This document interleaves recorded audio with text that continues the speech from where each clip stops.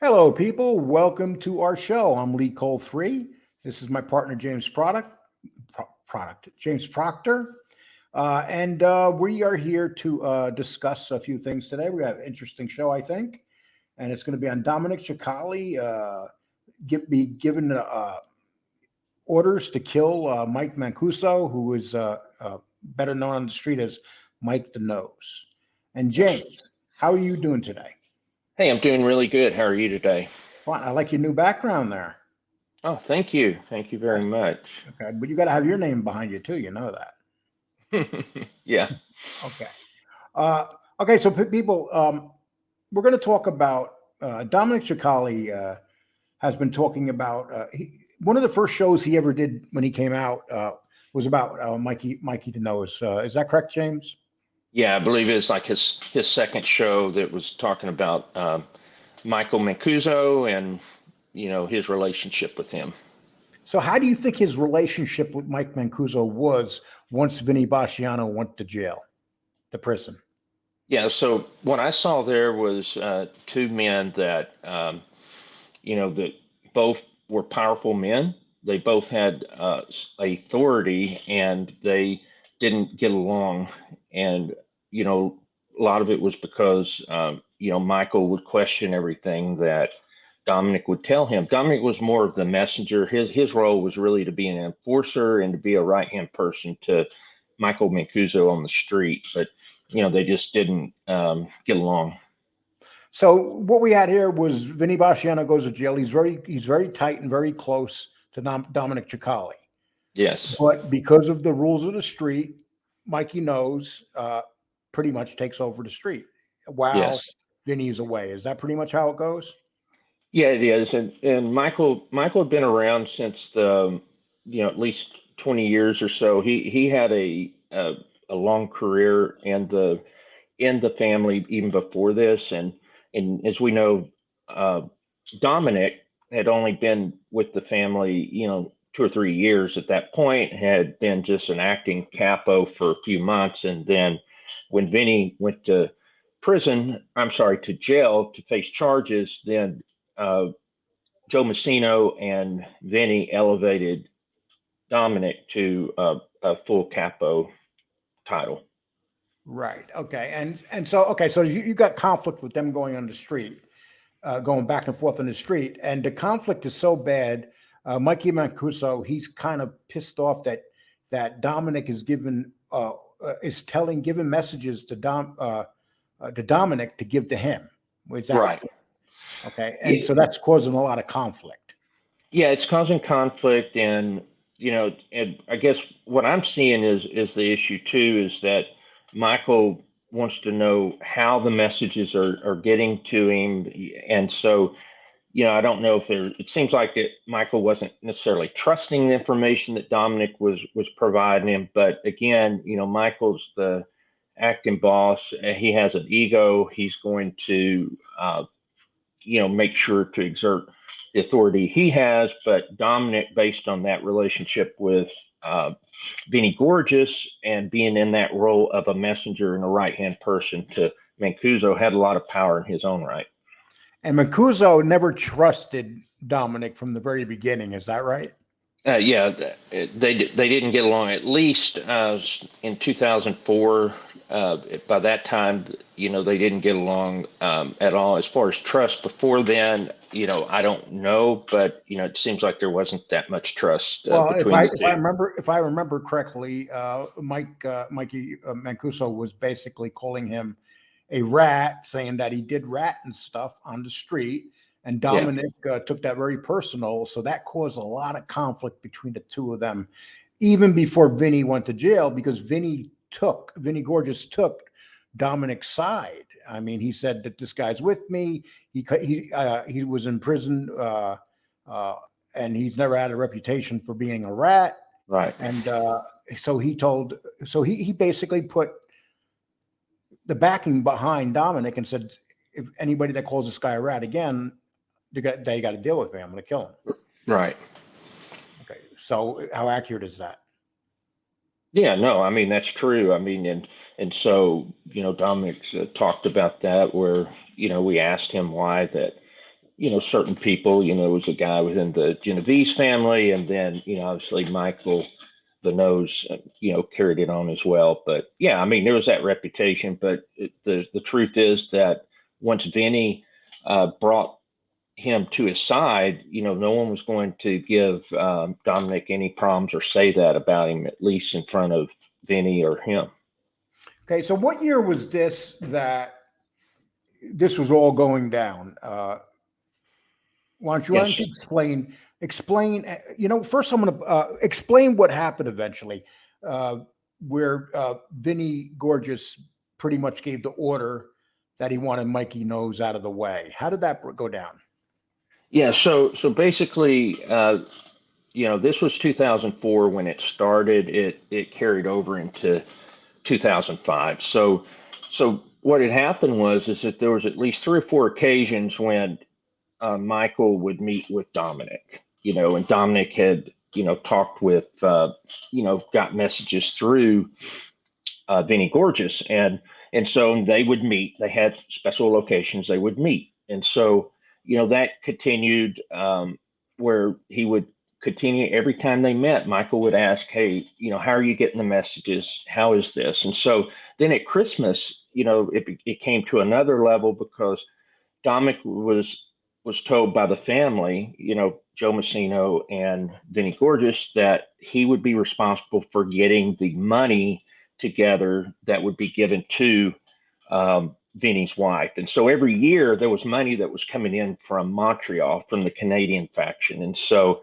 at this point, it was Dominic that would be in charge of getting that. Plus, there were other the capos and everyone that needed to bring money together, and it would go through Dominic to Vinny's wife. And anyway, that was a problem with Michael as well. And then it just continued into the following year, January, where Michael Mancuso started to want to change the locations where the two of them would meet. And it's basically taking them to areas that Dominic wasn't familiar with in the Bronx. And Dominic said, "Hey, I'm not going to do this because, I don't know these areas. Let me scope them out for a while, survey them." Pretty much Dominic started not feeling safe, like he was being set up. Exactly. And that's exactly what he did. And so he relayed that message to Vinny that, "Hey, Mancuso's wanting to meet me in different locations. I'm not comfortable with it yet," and all that. And then, so what ended up happening was that Vinny said, you basically need to protect yourself and then use the code 326. And we're going to play that right now. Okay. Okay. Let me get that up. And it's a big deal what that means. So we'll hear what that means. And this comes with Dominic from Dominic Cicale show. I'm just going to play that part. Mm-hmm. And this was the second show that he ever did. Actually, in the beginning of this, is when he read from the script, and we were kind of busting his chops about it. I don't know if you remember that, but that was in the very beginning. And then he gets into this part. I get a feel. So in the near future, once I'm comfortable, I'll see the surroundings and I could see if there's anything unusual from what I'm witnessing prior to doing my, I guess, surveillance work. Michael agreed. He didn't push it. By him not pushing it, I knew Michael's intentions. I had a feeling Michael would look to set me up to take me down.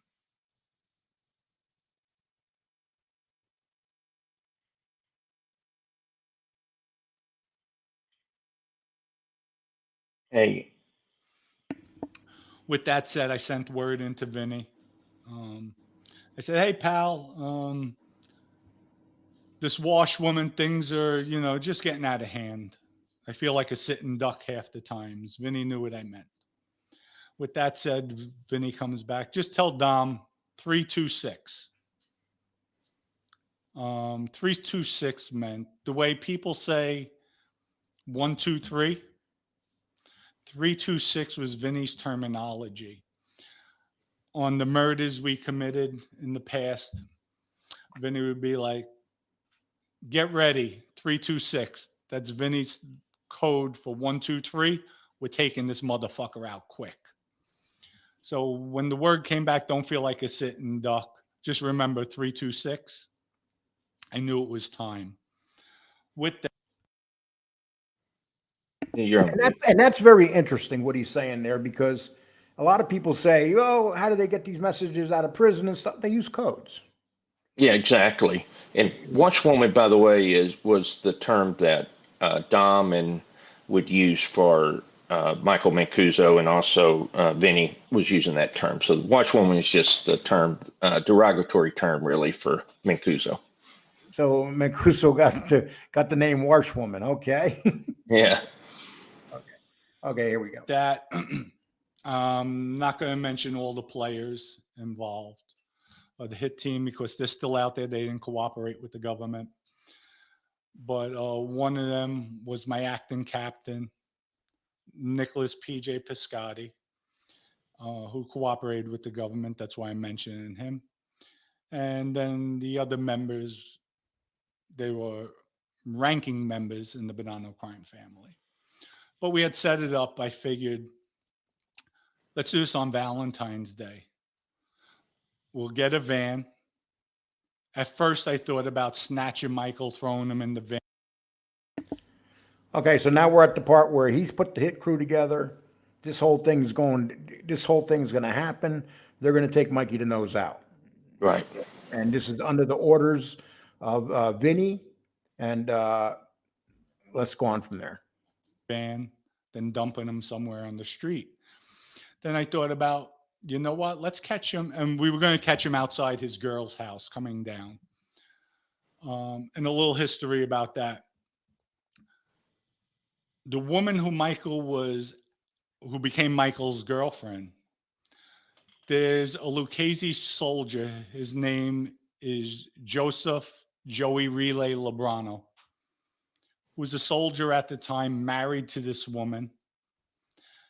When Joey Lebrano went away for drugs, Michael Nose went with this woman, started seeing her, having a relationship with her.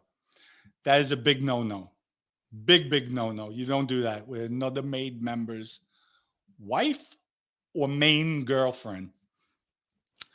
With that said, when Joey came home, he could have asked for Michael Nose's head.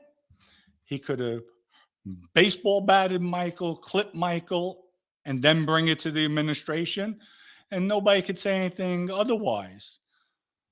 Because if it happened to me, and I busted Michael up for going with my wife, not even ex-wife, my wife, then Joe Messino or the Lucchese boss, anybody calls me in, I'll put it to him. I did what I had to do. I'm a man, especially a maid member. Michael knew this was my wife. He wanted to disrespect me when I'm away. How would you feel? You're away. You're doing time for the crime family. And somebody goes with your wife, sleeps with you, especially another maid member who knows better. So you're going to tell me I have to be a punk and let it go? And I win that all day long. So with that said, Joey LeBron never did anything. So I figured Valentine's Day, Michael's walking down the steps. We leave Michael right there in the street. All fingers are going to point to Joey Lebrano because it was out there. Finally, I guess Joey grew the balls. And did some retaliation, took out Michael. So with that, everything was set up for Valentine's Day, 2005. Have everything in place. Have the machine guns with the silencers, ready to rock and roll. Everything was set up. Hit team all in place. Lo and behold, in January of 2005, my dog comes crashing in. Feds come and lock me up. Saved Michael Mancuso. Saved his life.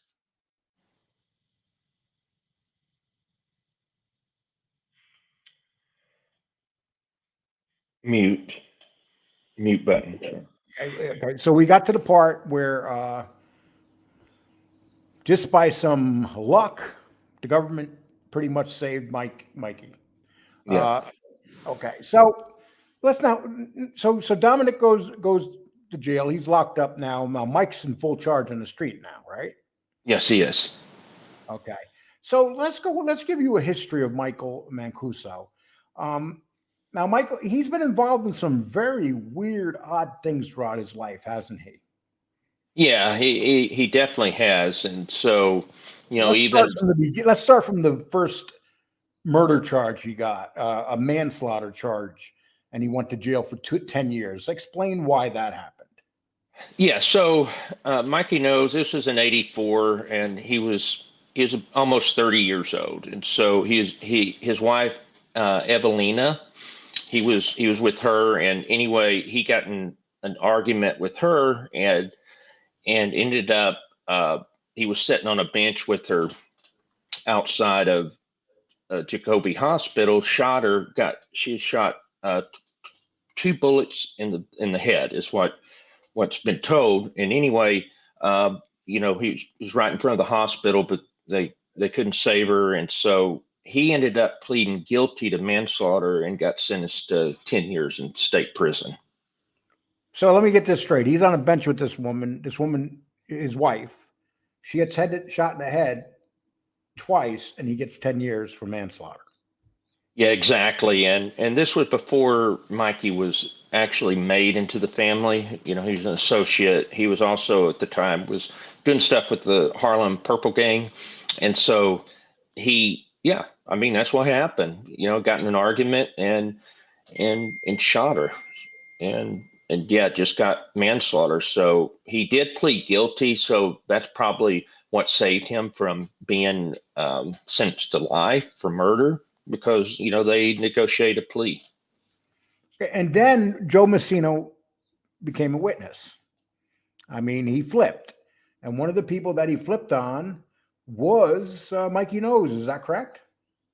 Yes, exactly. He did. He implicated him in a murder that was done with Gerlando Shasha. I'm glad you had to say that. Shasha. Yeah, Gerlando Shasha. And that's him right there. And okay. So he kills him. Messino gives him away on it. So he goes back to prison for that?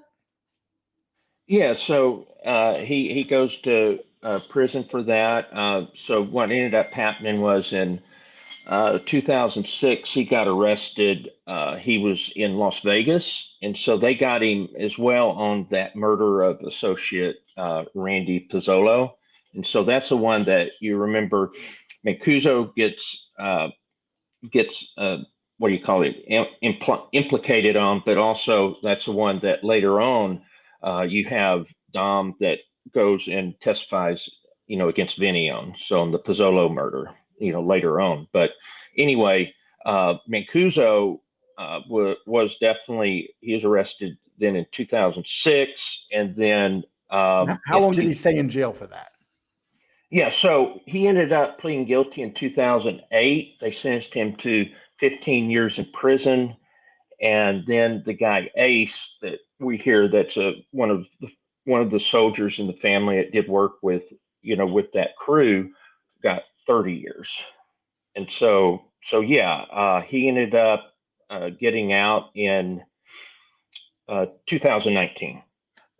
Okay, one thing we got to say about Michael Nose Mancuso is the fact that he never ratted and he did do his time.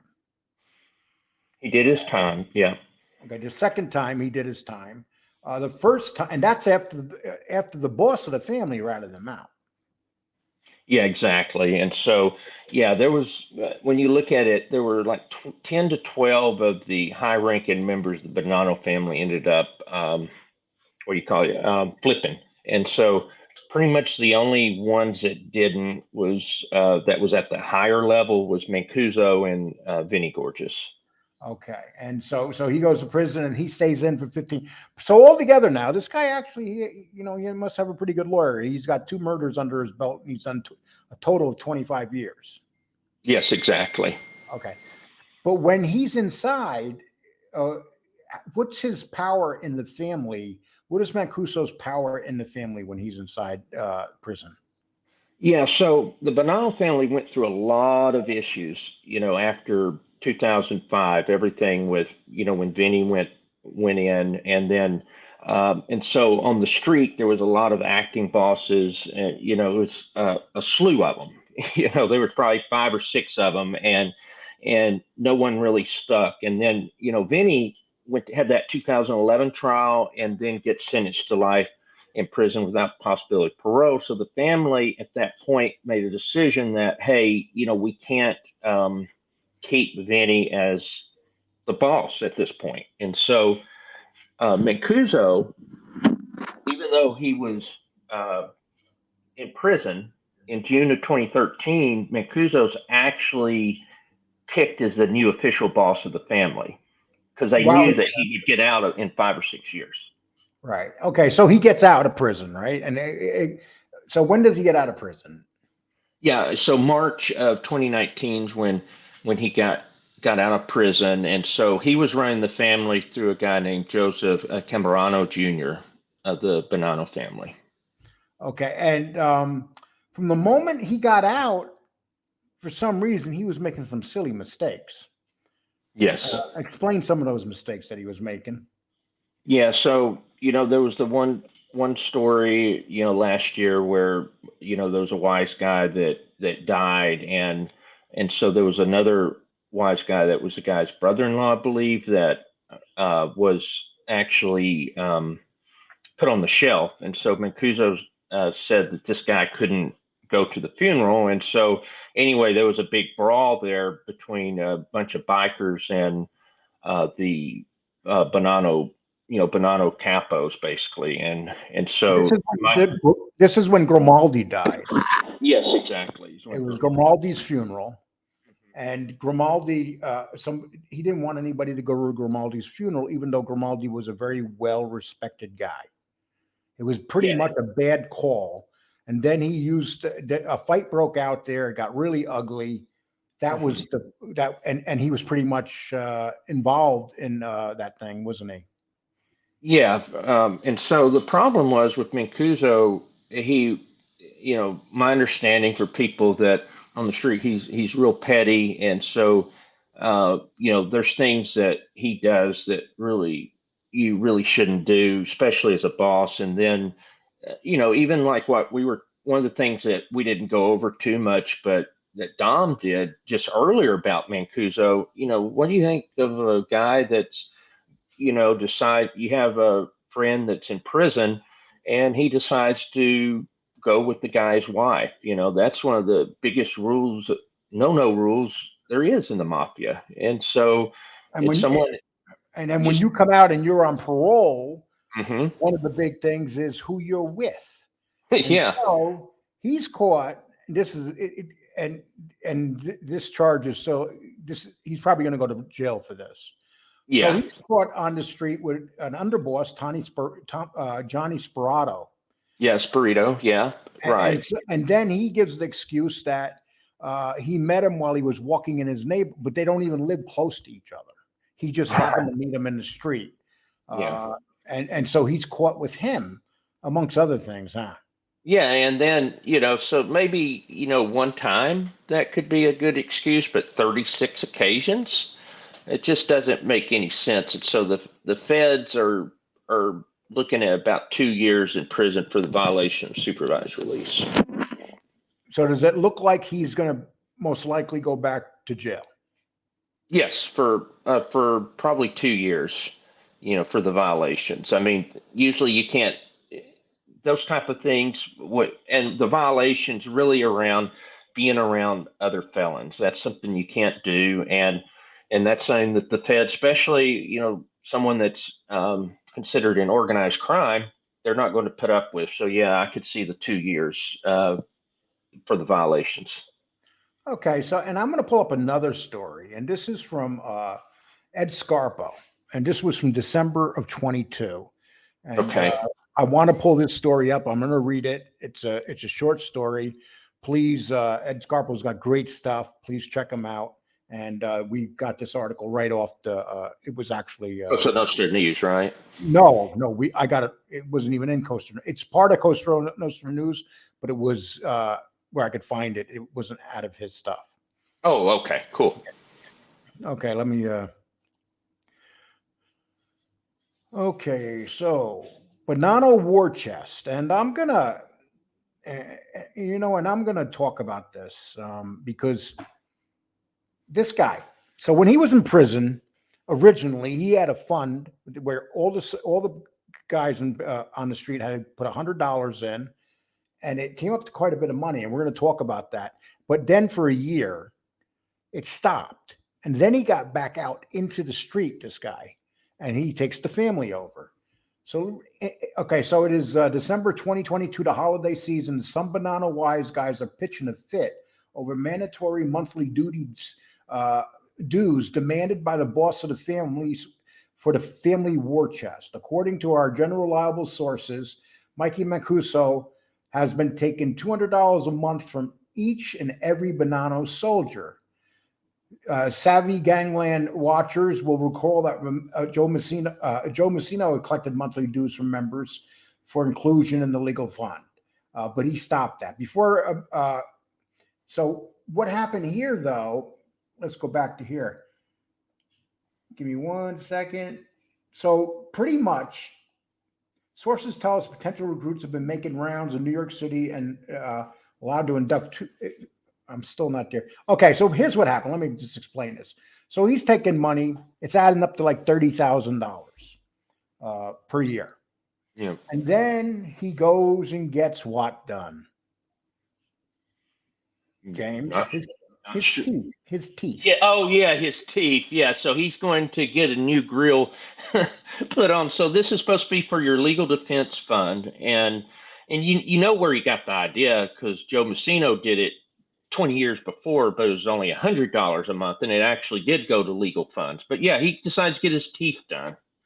And then they catch him smiling, and they call him like a model with his new teeth, and he's smiling and he's bragging to everybody that his new teeth cost him like $50,000. Oh my gosh.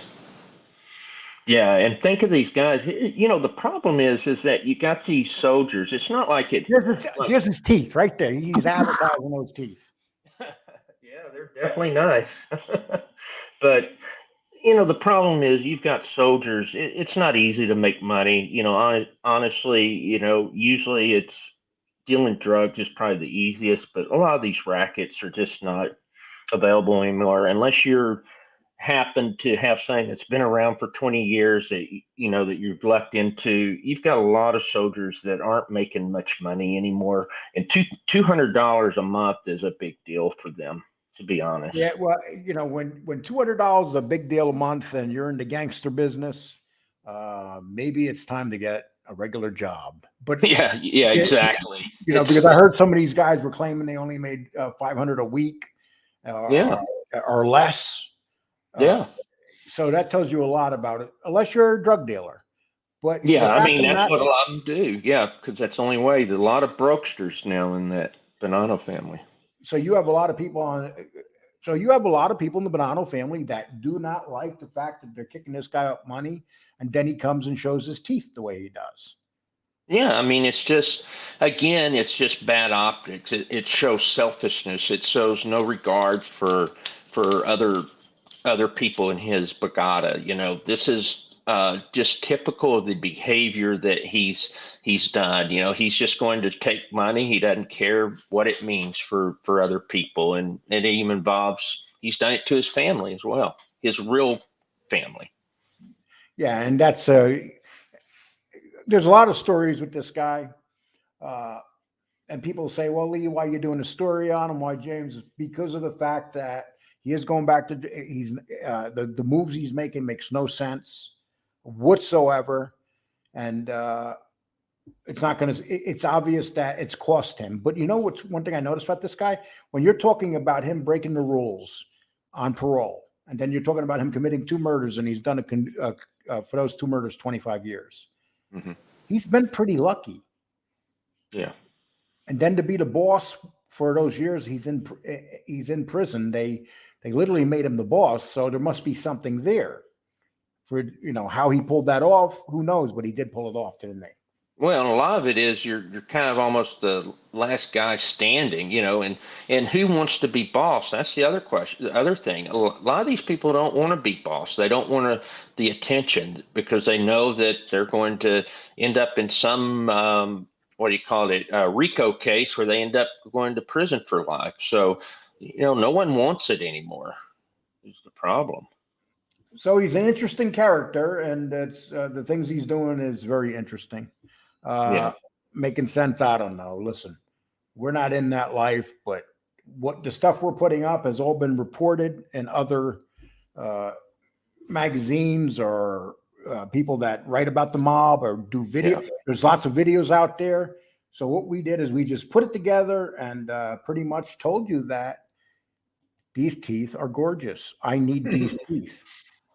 Yeah. Do you know that in order for that to cost 50 grand, that means that he got all his teeth replaced and he had new ones put in, basically new teeth one at a time put in.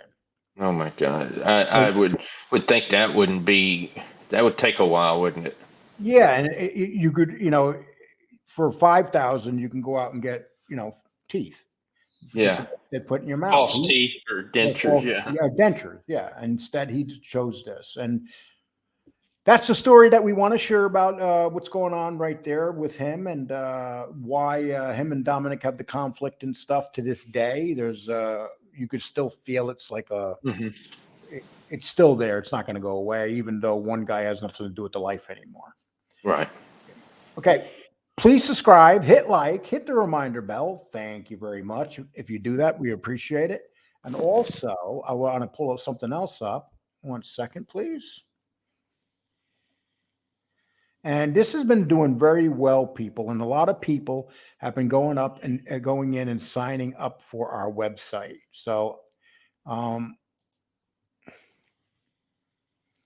okay. So if you go to realmobcontent.com, okay, and if you go to the bottom of the first page, you're going to see down here, email this form. Once you email us, we will contact you with information on receiving a free gift from us. And we'll show you what the gift is. And then if you want, you give us our address, we'll mail it to you. We'll pay for it. James, what do you think? Should we pay for it? Yeah, why not? I mean, it's, I think it's a cool gift, and also, who gets anything through the mail anymore but damn advertisements? So it'd be nice to get an actual gift, Yeah.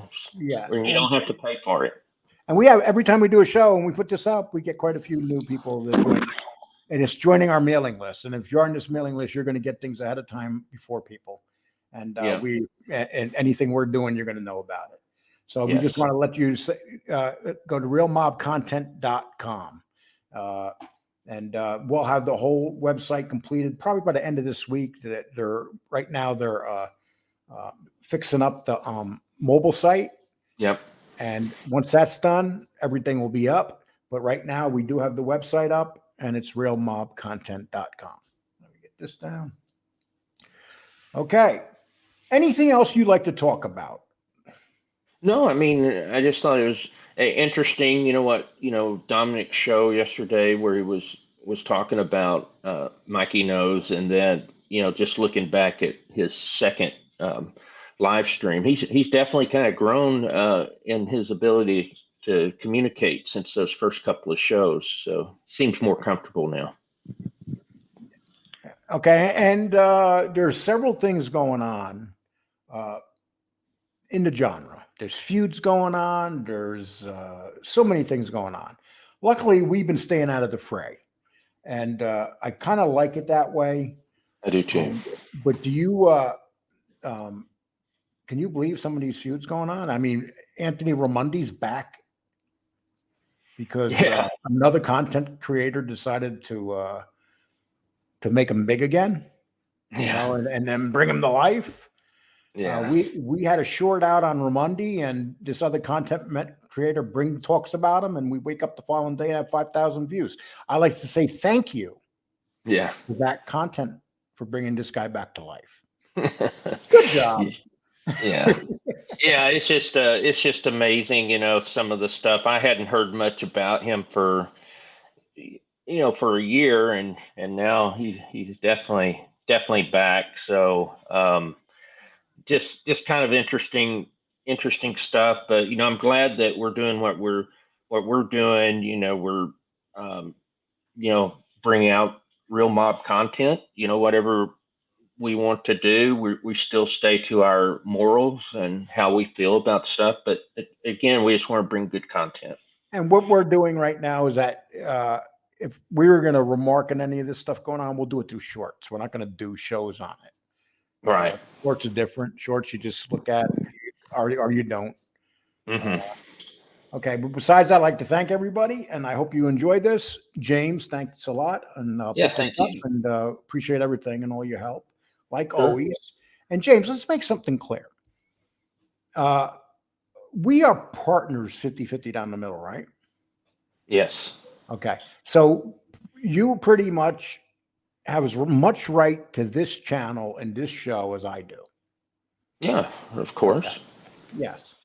See, so people have to understand what partnership is, legal partnership, before they go. And I'm not going to mention the clown's name because he's not even in our league anymore.